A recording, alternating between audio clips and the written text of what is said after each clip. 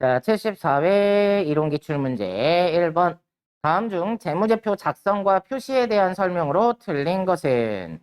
자, 자산과 부채는 유동성이 큰 항목부터 배열하는 것을 원칙으로 한다. 맞죠? 자, 그래서 유동성 배열법이다. 이렇게 얘기를 했던 거예요. 다음 2번. 자산과 비용은 각각 총액으로 보고하는 것을 원칙으로 한다.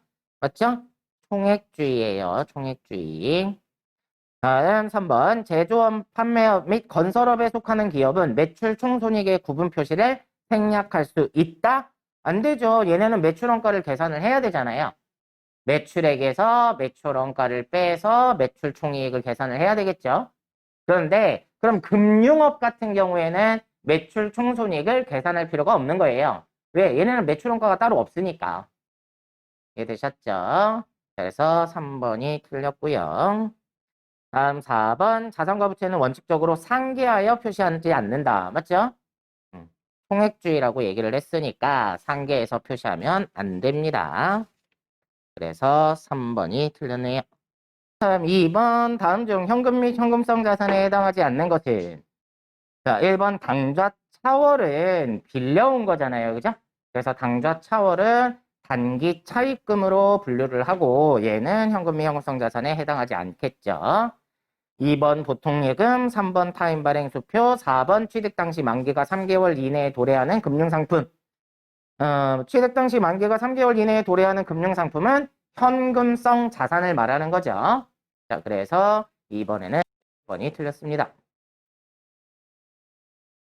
다음 3번. 일반 기업회계 기준상 유가증권에 대한 설명 중 가장 옳지 않은 것은? 자, 1번 지분증권 중에 단기매매 증권이나 만기보유증권으로 분류되지 아니하는 유가증권은 매도가능증권으로 분류한다? 지분증권 중에는 만기보유증권이 있을 수가 없죠. 그래서 지분증권, 주식은 단기간의 시세차익을 목적으로 하는 단기매매증권이거나 장기 투자 목적으로 보유하는 매도가능증권, 그리고 타 회사에 중대한 영향력을 미치는 지분법 적용 투자 주식, 이렇게 세 가지로 분류를 해요. 그래서 지금 설명은 지분증권이 아니라 만약에 채무증권이다 그러면 맞을 거예요.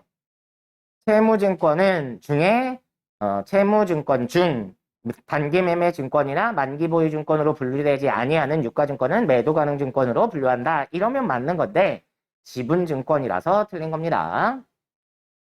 다음 2번. 매도가능 증권 중에 시장성이 없는 지분증권의 공정가치를 신뢰성 있게 측정할 수 없으면 취득원가로 평가를 해야 되겠죠.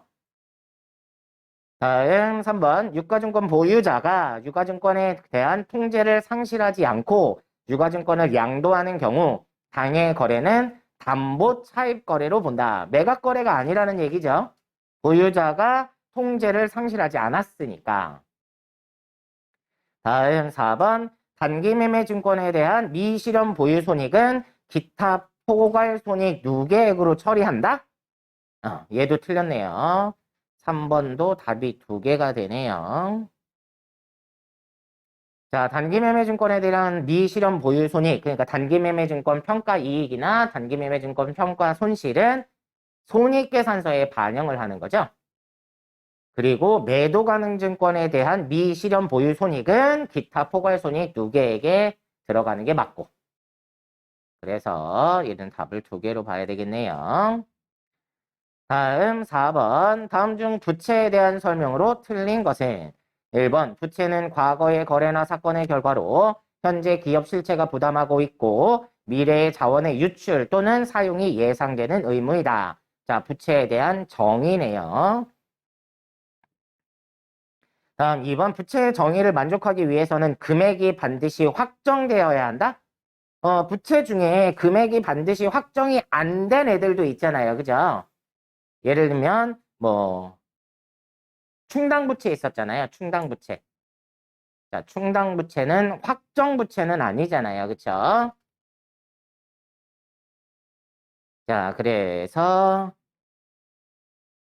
2번은 틀렸다는 얘기고요. 다음 3번. 일반적으로 기업 실체가 자산을 이미 인수하였거나 자산을 취득하겠다는 취소 불능 계약을 체결한 경우에 현재의 의무가 발생한다.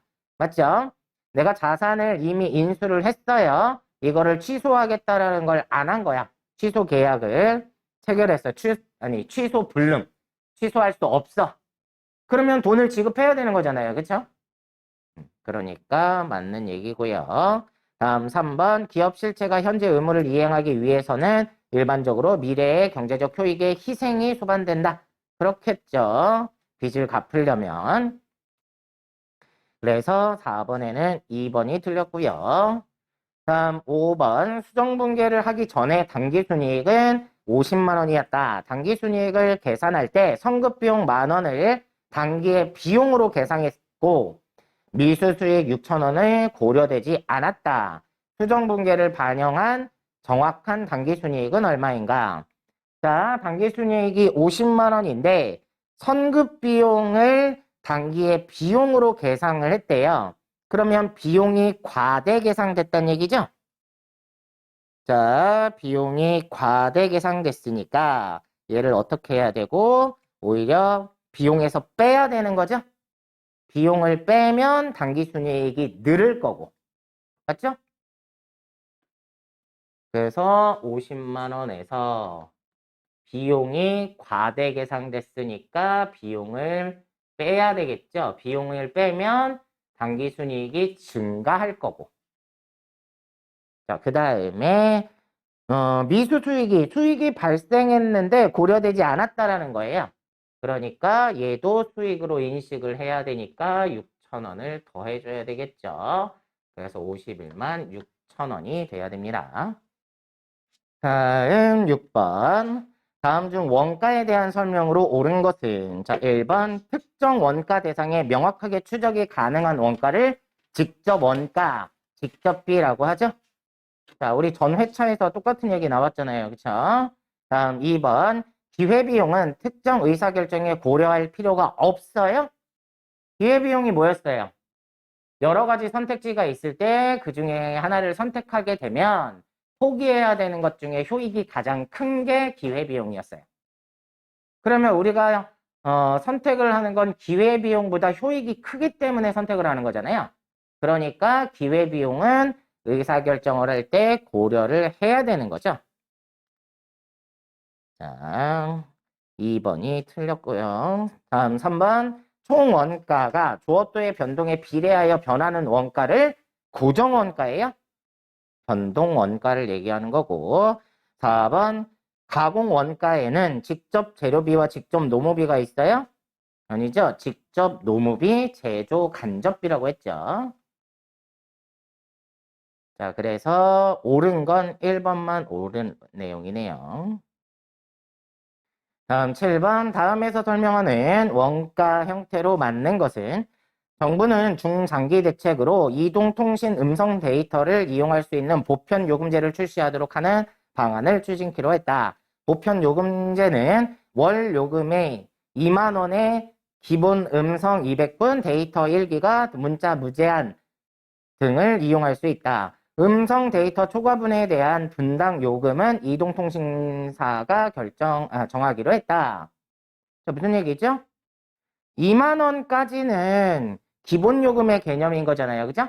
근데 그보다 더 쓰게 되면 요금을 더 내야 되는 거죠? 그러면 어떠한 형태로 볼 수 있어요? 자, 여기까지는 기본 요금이에요. 2만 원까지. 그리고 여기서 더 쓰면 요금을 더 내야 되는 거죠? 이러한 형태니까 뭐에 해당해요? 준변동비에 해당하죠. 이게 준변동비, 요 계단원가, 요게 준고정비였죠. 두 개 조금 헷갈릴 수 있으니까 잘 봐두시고. 다음 8번. 기본원가를 기준으로 제조간접비를 배부한다고 할 때 다음에 의하여 작업지시서 넘버 1번에 배부할 제조간접비는 얼마인가? 기초 및 기말재고는 없다고 가정한대요. 자, 그러면 직접 재료비, 직접 노무비를 합친 금액을 가지고 배부를 한다고 했으니까 단기 총 제조 비용이 1200만 원이면 제조 간접비가 얼마가 돼요? 자, 아까 써드렸죠. 단기 총 제조 비용은 뭐뭐예요? 직접 재료비, 직접 노무비, 제조 간접비를 더한 거잖아요. 그죠? 그러면 제조 간접비는 얼마예요? 500을 빼니까 700이겠네요. 그쵸? 자, 그러면 자, 이 700만 원을 작업지시서 1번에다가 배부를 해야 돼요. 그러면 일단 배부율을 정하는 게 좋겠네요. 500만 원. 자, 작업지시서 1번에 직접 재료비, 직접 노무비가 200만 원이죠. 근데 이거를 뭘로 나눠요? 전체 직접 재료비, 직접 노무비 500만 원. 그러면 비율이 나오겠죠? 몇 퍼센트? 네, 0.4예요. 0.4. 그러면 700만 원에 대해서 0.4만큼 배열을 해주면 되죠? 그래서 280만 원이 되겠네요.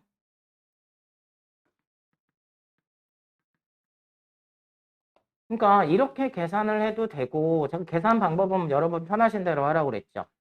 700만 원을 어떻게 공장 전체 직접 재료비, 직접 노무비가 500만 원. 그 중에 작업지시서 1번이 200만 원. 이래도 똑같은 결과잖아요. 근데 요거를 먼저 한 거잖아. 내 입장에서는. 요거 하고 이렇게. 계산 방식은 편한 걸 사용하세요. 어차피 같은 방식이니까. 다음 9번 종합원가 계산 방법 중에 선입선출법에 대한 설명으로 틀린 것은 자, 1번 실제 물량 흐름을 반영을 하는 거죠. 이런 방식이었죠.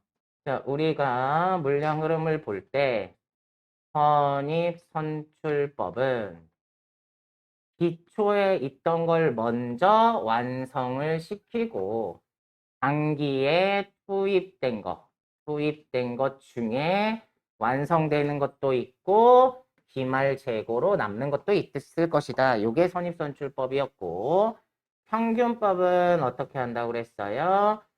지난달에 완성을 한 거를 그냥 다 단기에 투입된 걸로 봐버리는 거예요. 그냥 섞어버린다고 그랬죠. 그래서 기초와 단기에 투입된 것 중에 이걸 그냥 섞어요. 그러니까 전년도 거, 전 기수 거를 고려를 하지 않는 거죠. 이 중에 완성되는 것도 있을 거고 기말의 재고로 남는 것도 있을 것이다. 이러한 형태였어요. 그래서 우리 요거 계산할 때도 완성품 환산량 계산할 때 선입선출법은 얘를 빼잖아요. 왜? 이거는 이번 기수게 아니잖아요. 그죠? 저번 거죠? 그러니까 단기 걸 고려하지 않는 거예요. 그래서 실제 물량 흐름을 반영하는 방식입니다. 그 다음에 이번에 전기 작업품을 포함한 평균 개념이다? 얘죠. 이건 평균법. 포함을 시켜버리는 거니까. 그래서 2번은 선입선출법이 아니라 평균법에 대한 설명이에요. 다음 3번 단기 작업분만 포함한 단기 단가 개념이다. 맞죠? 그래서 기초를 빼버리는 거라고 그랬어요. 4번 기초 제공품 원가는 먼저 완성품 원가를 구성하는 것으로 가정한다. 기초가 먼저 완성이 되는 거고, 그죠? 그래서 나머지는 다 선입선출법에 대한 설명인데 2번만 평균법에 대한 설명이네요. 다음 10번 다음 자료에 의하여 정상 공손 수량을 완성품의 10%라고 가정할 때 비정상 공손 수량을 계산하면 자 우리가 물량 흐름을 설명을 할 때 이렇게 하죠. 자, 제공품 계정에 기초가 있고 단기에 투입된 게 있고 기말을 빼면 완성품이 나오는 건데 이 중에 완성되지 못하고 공손이 나는 경우도 있다고 했죠. 자, 그러면 기초 제공품이 950단위. 자, 950. 그 다음에 단기 착수량이 6200단위. 그리고 단기 완성량이 4750개요. 그 다음에 기말 제공품이 1500이에요. 그러면 공손이 몇 개가 되는 거죠? 7150개. 7150개. 900개네요. 자, 공손이 900개인데 이 공손은 다시 크게 정상 공손과 비정상 공손으로 나누죠. 자, 그럼 정상공손과 비정상공손으로 나뉘게 되고, 정상공손은 자, 아까 문제에서 완성품의 10%라고 한다고 했어요. 그럼 완성품이 4,750이니까 475개가 정상이면 425개가 비정상이겠죠.